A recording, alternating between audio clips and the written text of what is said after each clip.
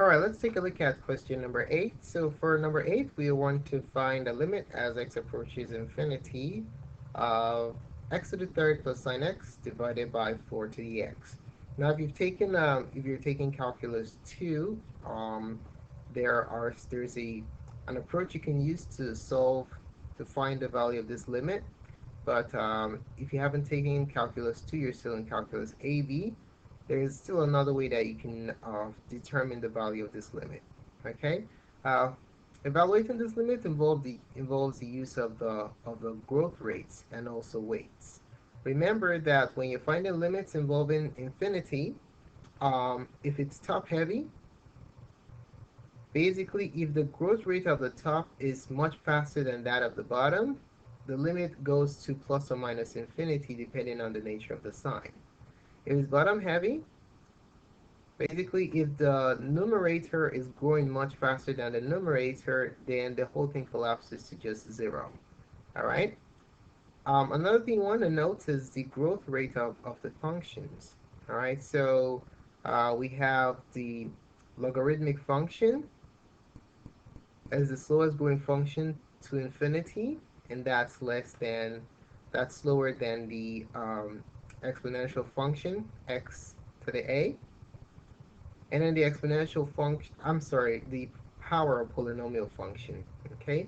So the power of polynomial function is less than the exponential function a to the x, and then a to the x is really less than x to the x. All right, so this is the fastest growing function, and this is the slowest one that tends towards infinity.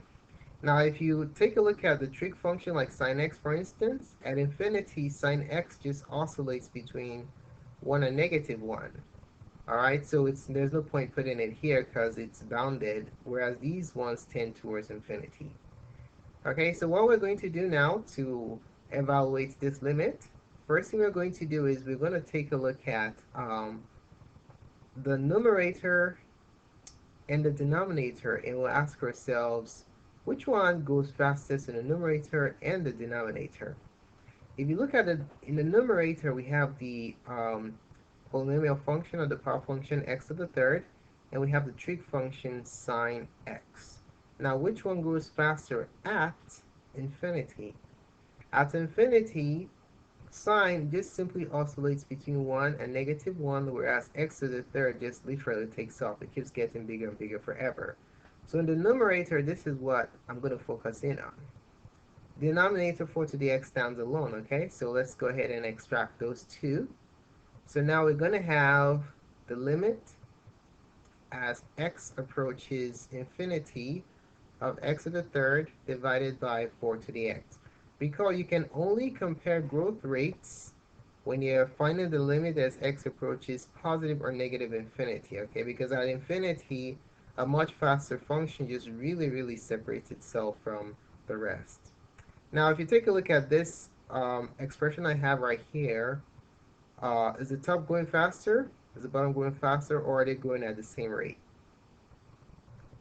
If you take a look at the continuum, the comparative, the growth rates compared with each other here, we see x to the third fits in here with a power function, and 4 to the x fits in here with the exponential function.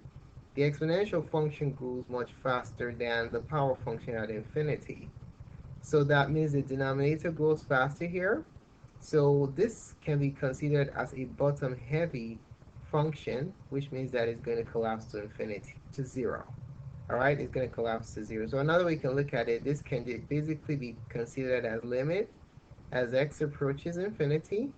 The top, we can just call it 1 because it's so slow at infinity, this is all that counts. All right, so 4 to the x.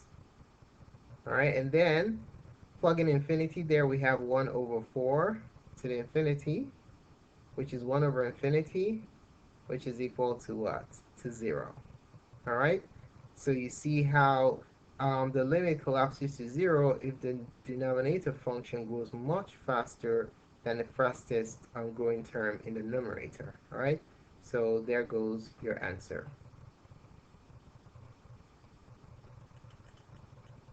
All right, you can go ahead and click next to advance to the next question, or you can click on the main test to access the directory to all the questions on this practice test, And don't forget to subscribe for updates to other cool tutorials such as this.